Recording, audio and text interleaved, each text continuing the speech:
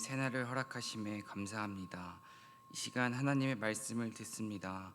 하나님의 말씀이 나의 마음 가운데 새겨지게 하시고 그 하나님의 말씀을 붙들고 세상 가운데에 예수님의 향기를 전하는 주님의 자녀로 살아가게 하여 주시옵소서. 예수님의 이름으로 기도드립니다. 아멘. 하나님께서 오늘 허락하신 말씀은 잠언 24장 1절부터 22절까지입니다.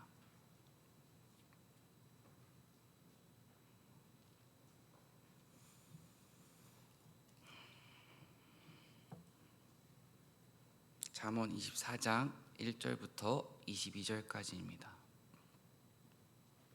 오늘 말씀을 함께 읽도록 하겠습니다. 너는 악인의 형통함을 부러워하지 말며 그와 함께 있으려고 하지도 말지어다. 그들의 마음은 강포를 품고 그들의 입술은 재앙을 말함이니라.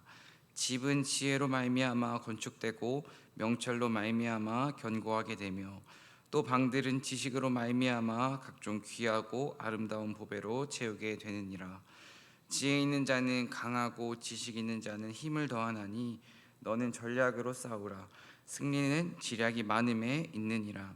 지혜는 너무 높아서 미련한 자가 미치지 못할 것이므로 그는 성문에서 입을 열지 못하느니라. 악행하기를 꾀하는 자를 일컬어 사악한 자라 하느니라. 미련한 자의 생각은 죄요 거만한 자는 사람에게 미움을 받느니라. 내가 만일 환난 날에 낙담하면 내 힘이 미약함을 보임이니라.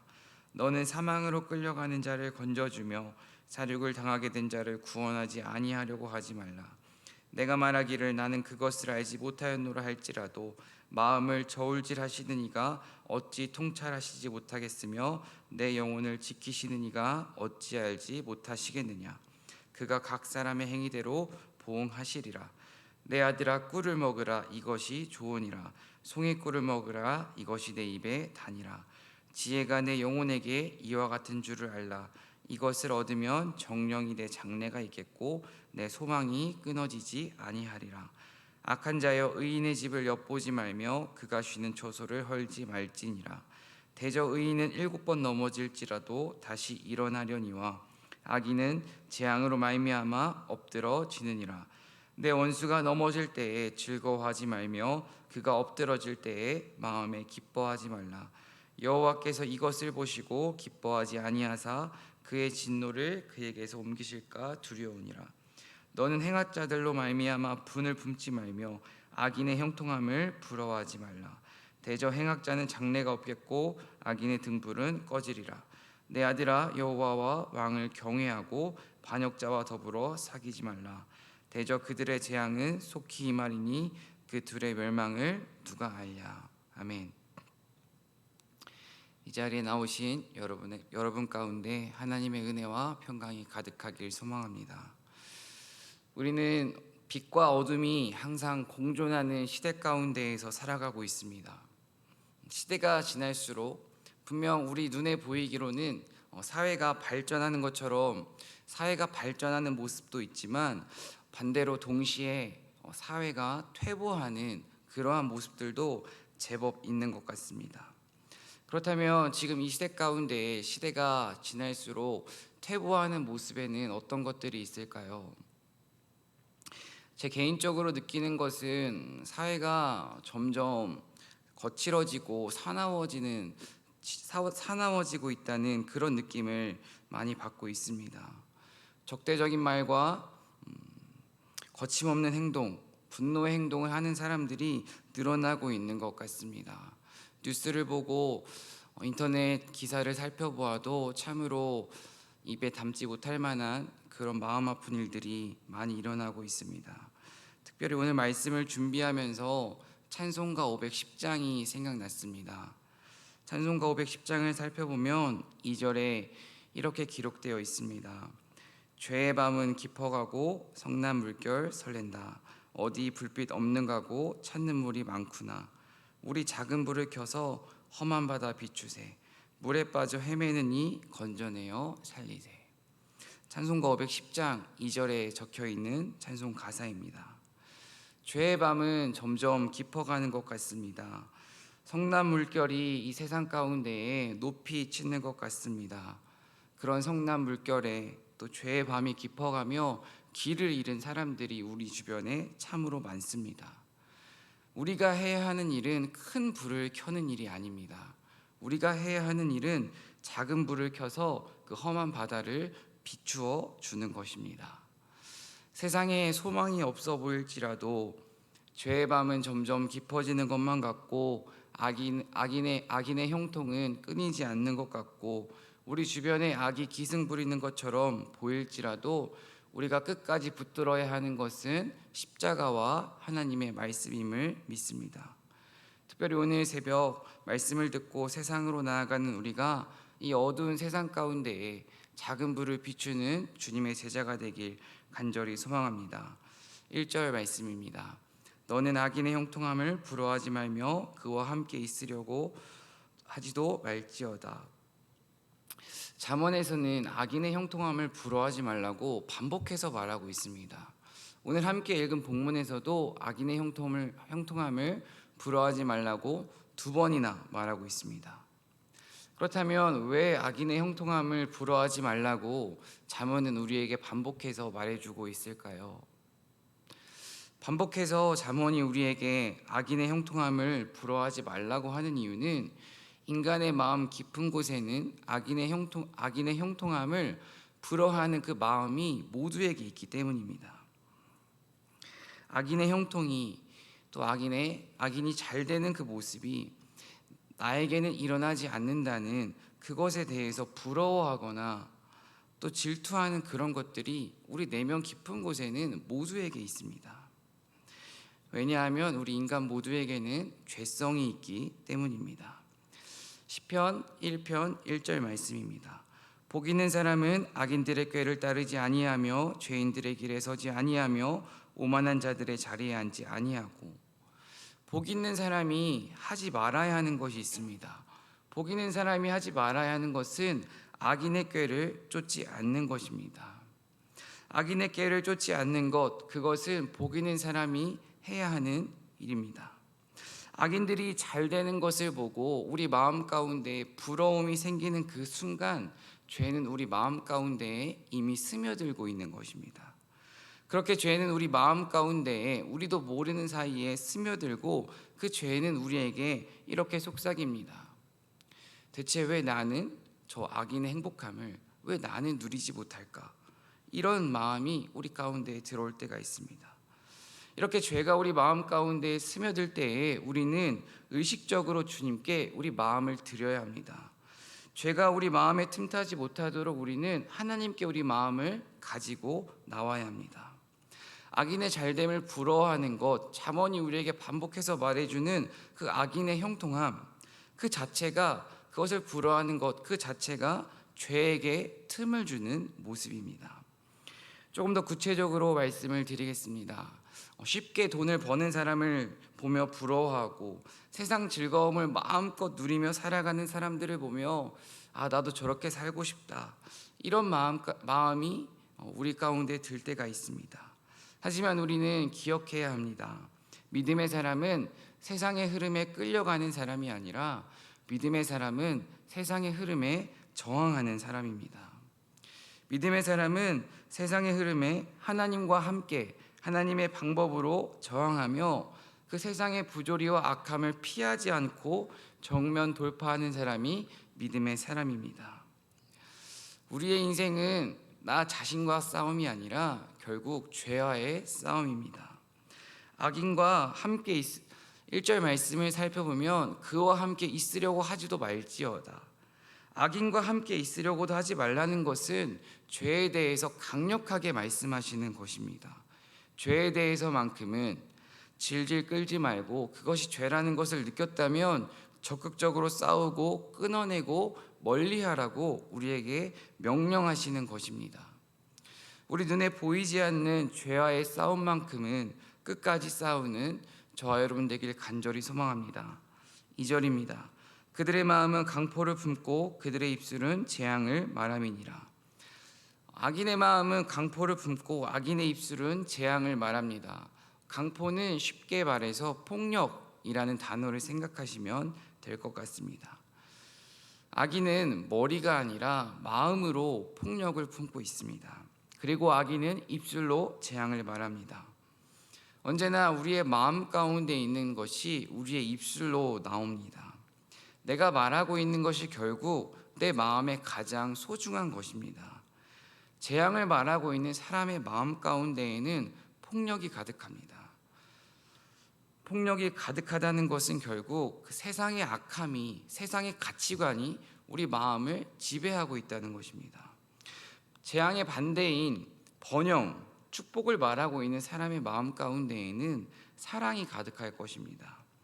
우리 마음 가운데에 세상적인 가치관이 가득한 것이 아니라 하나님의 사랑이 가득해서 우리의 입술로 사람을 죽이는 것이 아니라 사람을 살리는 저 여러분 되길 간절히 소망합니다. 3절과 4절 말씀을 함께 읽도록 하겠습니다. 집은 지혜로 말미암아 건축되고 명철로 말미암아 견고하게 되며 또 방들은 지식으로 말미암아 각종 귀하고 아름다운 보배로 채우게 되느니라.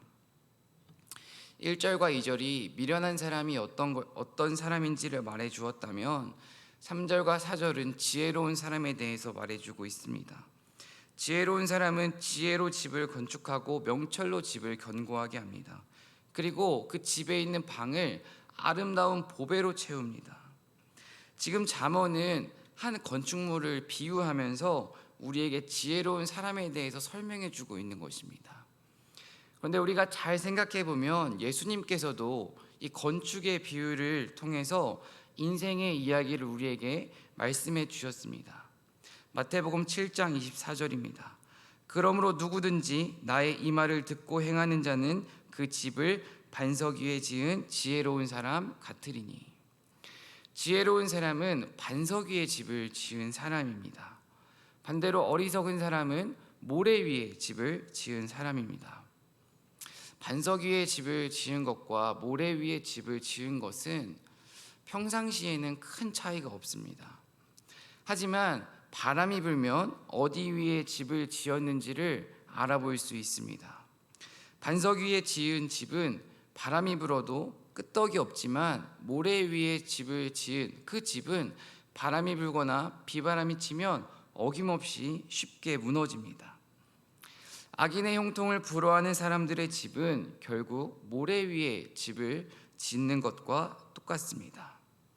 하지만 우리의 인생을 모래 위에 집을 짓는 것이 아니라 반석 위에, 즉 하나님의 말씀, 하나님의 지혜, 하나님의 사랑 위에 집을 짓고 있는 사람의 인생은 당장은 초라해 보일 수 있지만 그 인생의 결말은 견고함과 하나님의 축복입니다.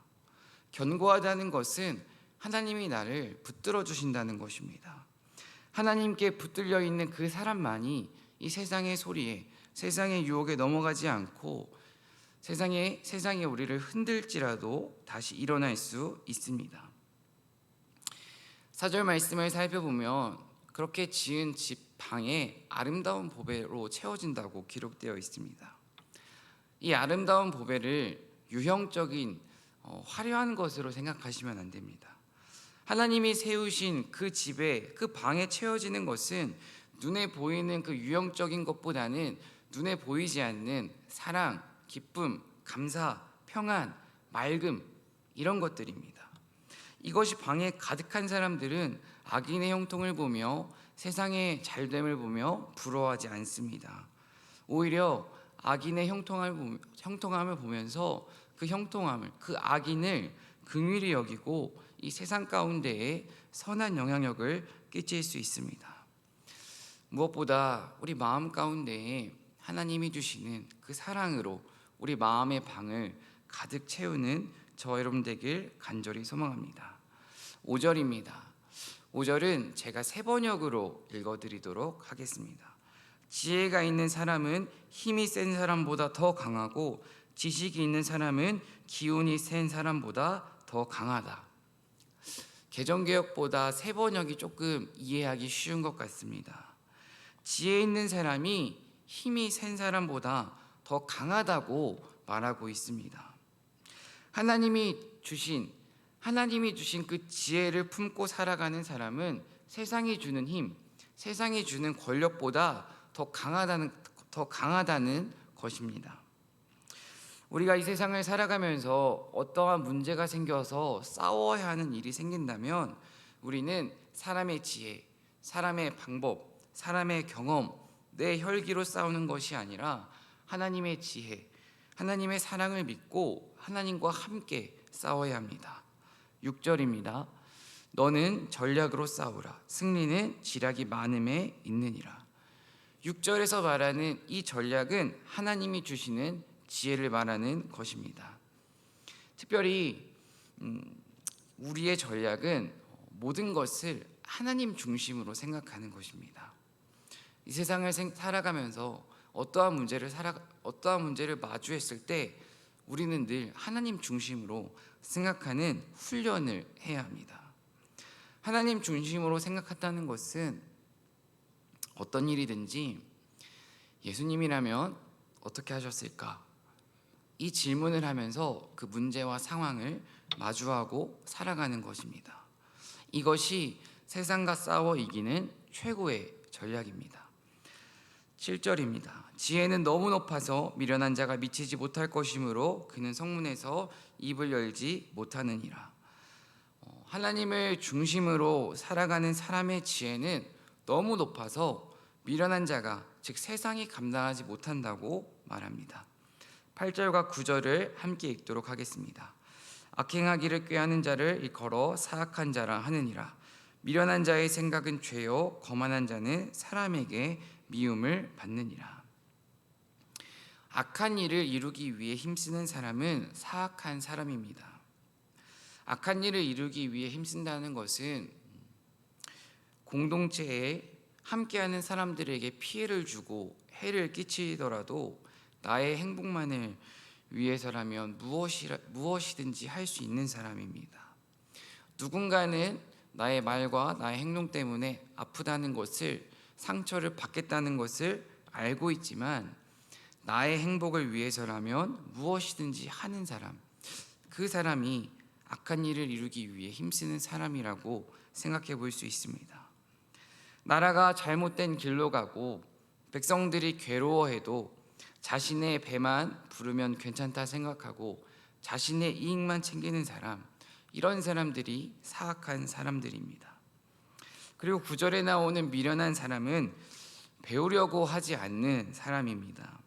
미련한 사람은 늘 누군가의 이야기를 듣기보다는 말하기를 좋아하며 험담하기를 좋아하고 고집을 피우고 분쟁을 일으킵니다.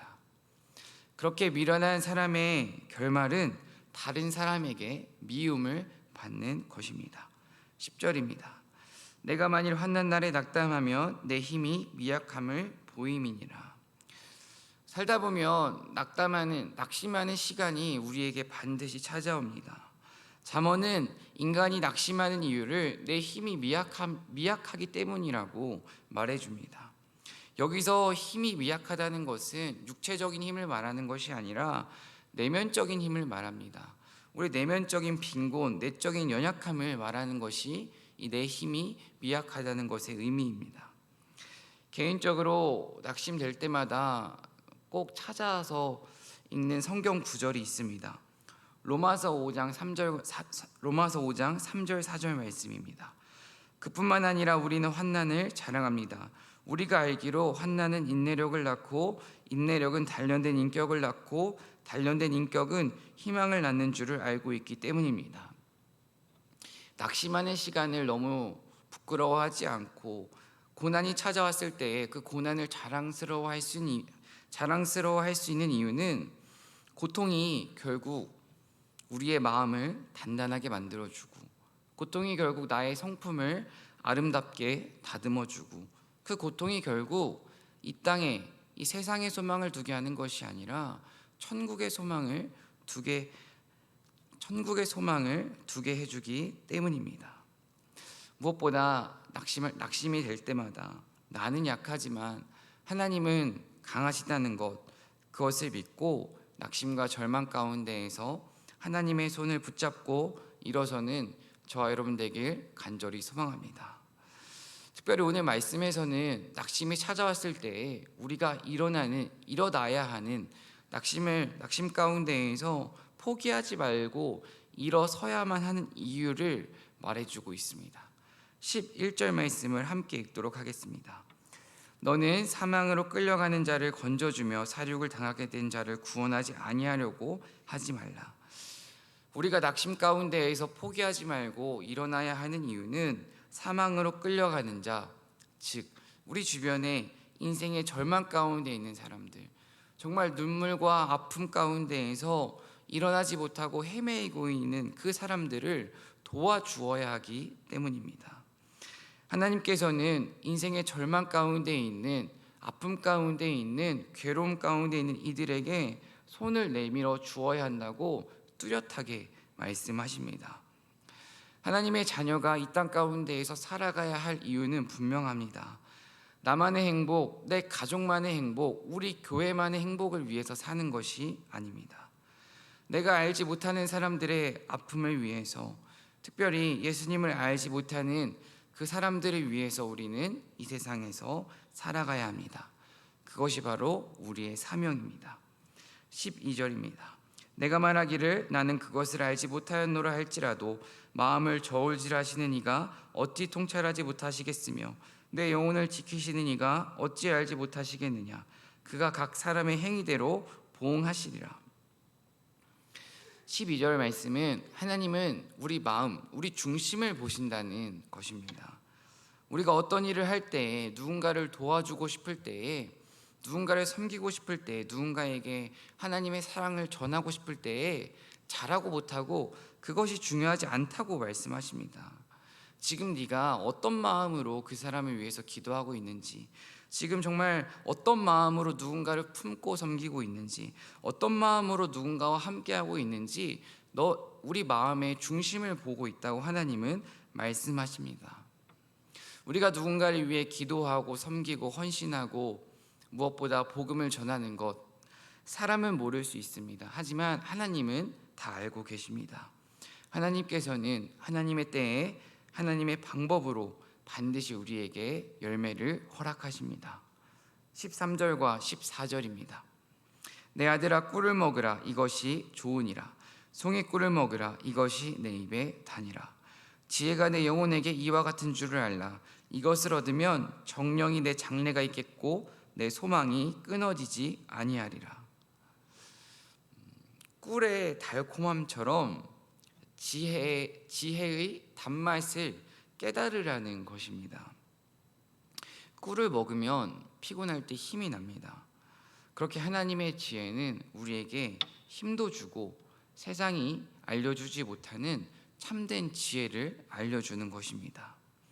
특별히 14절 말씀을 살펴보면 이것을 얻으면 이라는 문장이 있습니다. 지혜를 얻으면, 지혜를 깨달으면, 특별히 더 나아가서 하나님의 지혜를 내 것으로 만들면, 하나님의 지혜를 정말 내 마음 가운데 새기고 내 인생의 가치관으로 삼고 그 지혜를 내 것으로 만들면 그때 하나님께서 우리의 인생을 책임져 주겠다고 약속하십니다. 우리의 장래를, 우리의 미래를 약속하는 것은 돈도 성공도 명예도 권력도 아닙니다. 우리의 미래를 약속해 주는 것은 오직 하나님의 지혜와 하나님의 말씀, 그리고 변치 않는 하나님의 사랑입니다. 그것을 믿고 나아가는 저와 여러분 되길 간절히 소망합니다. 15절과 16절 말씀을 함께 읽도록 하겠습니다. 악한 자여 의인의 집을 엿보지 말며 그가 쉬는 처소를 헐지 말지니라. 대저 의인은 7번 넘어질지라도 다시 일어나려니와 악인은 재앙으로 말미암아 엎드려지지 아니하느니라. 엎드러지느니라. 의인은 7번 넘어질지라도 8번 일어나는 사람입니다. 의인은 아무리 많이 넘어져도 다시 일어나는 사람이 의인이라고 오늘 성경은 말해줍니다. 낙심이 찾아오고 절망이 찾아오고 그 시간이 길어지면 길어질수록 다시 일어나기란 정말 쉽지 않습니다. 그때 우리가 기억해야 하는 것은 다시 일어날 수 있는 힘은 누군가의 조언, 누군가의 위로, 내 힘이 아니라 세상으로부터 오는 것이 아니라 하나님으로부터 온다는 것입니다. 진정 우리가 일어날 수 있게 도와주는 힘은 오직 하나님으로부터만 받을 수 있습니다. 내 힘으로 일어나 보려고 하면 그것의 결말은 다시 쓰러지는 것입니다. 하지만 하나님이 주시는 힘으로 하나님을 의지하며 살아가는 사람은 하나님이 힘을 주시기에 다시 일어날 수 있습니다. 순례자의 길을 40일 동안 걸으면서 제가 정말 마음으로 깨달은 것 한 가지는 하나님께 모든 것을 맡기고 하나님을 온전히 의지하며 살아가면 하나님께서 함께 하신다는 것입니다. 여기서 제가 말하는 그 하나님의 함께 하심은 당장 눈앞에 보이는 것은 막막하고 광야와 같고 두렵고 불안할지라도 하나님이 주시는 기쁨과 평안이 마음 가운데 마음속 깊은 곳에서부터 차오른다는 것입니다. 그 하나님의 함께 하심을 정말 마음속 깊은 곳으로 깨닫는 저 여러분 되길 간절히 소망합니다. 17절과 19절입니다. 19절 말씀을 함께 읽도록 하겠습니다. 너는 행악자들로 말미암아 분을 품지 말며 악인의 형통함을 부러워하지 말라. 지금 17절부터 19절까지는 우리가 어떻게 살아가야 하는지를 구체적으로 말해줍니다. 원수의 불행을 보고 기뻐하지 말고 분을 품지 말고 악인의 형통함을 부러워하지 말라고 17절부터 19절까지 말해주고 있습니다. 그런데 왜 부러워하지 말아야 하는 그 이유에 대해서 20절에 말해주고 있습니다. 20절을 함께 읽도록 하겠습니다. 대저 행악자는 장래가 없겠고 악인의 등불은 꺼지리라. 악인의 형통함을 부러워하지 말아야 하는 이유는 악인에게는 미래가 없고 그들은 사람이 심판하는 것이 아니라 하나님의 때에 하나님의 방법으로 하나님께서 반드시 심판하실 것이기 때문입니다. 오늘 말씀을 마무리하도록 하겠습니다. 21절 말씀을 함께 읽도록 하겠습니다. 내 아들아 여호와와 왕을 경외하고 반역자와 더불어 사귀지 말라. 지혜로운 사람은 하나님을 경외할 줄 아는 사람입니다. 하나님을 경외하는 사람만이 결국 예수님의 제자로 이 땅 가운데에서 살아갈 수 있습니다. 어둠은 빛을 이길 수 없습니다. 거짓은 진실을 이길 수 없습니다. 이것은 변함없는 진리입니다.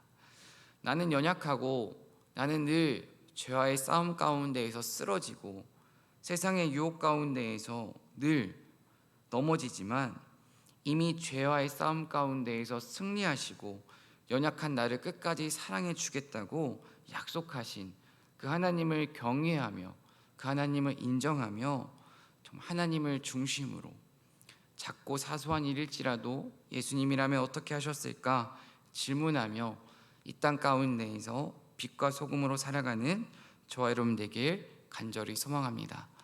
기도하겠습니다. 사랑과 은혜 하나님, 악함이 가득한 세상 가운데에서 악인의 형통함을 부러워하는 것이 아니라 하나님을 진정 경외하는 주님의 자녀가 되게 하여 주시옵소서. 낙심과 절망이 찾아오는 순간마다 하나님의 말씀을 붙잡게 하시고 나를 향한 하나님의 음성에 귀를 기울일 수 있는 용기와 믿음을 이 시간 우리에게 허락하여 주시옵소서. 내가 받은 그 하나님의 사랑을 기억하며 누군가의 아픔과 좌절을 위로하는 위로자가 되게 하시고 악한 세상 가운데에 빛과 소금으로 살아가는 주님의 자녀가 될 수 있도록 은혜 허락하여 주시옵소서. 특별히 이 시간 주님 앞에 주님의 아들을 맡깁니다. 이 아들의 인생 가운데 언제나 함께하여 주시옵시고 이 아들이 언제나 주님을 경외하며 주님을 인정하며 주님을 신뢰하며 하나님을 가까이 하는 것이 가장 큰 복이라는 것을 어릴 때부터 깨달을 수 있도록 주님께서 축복하여 주시옵소서. 오늘 하루도 나의 말과 생각, 발걸음을 인도하실 하나님을 찬양합니다. 언제나 우리를 사랑하시는 예수님의 이름으로 기도드립니다. 아멘.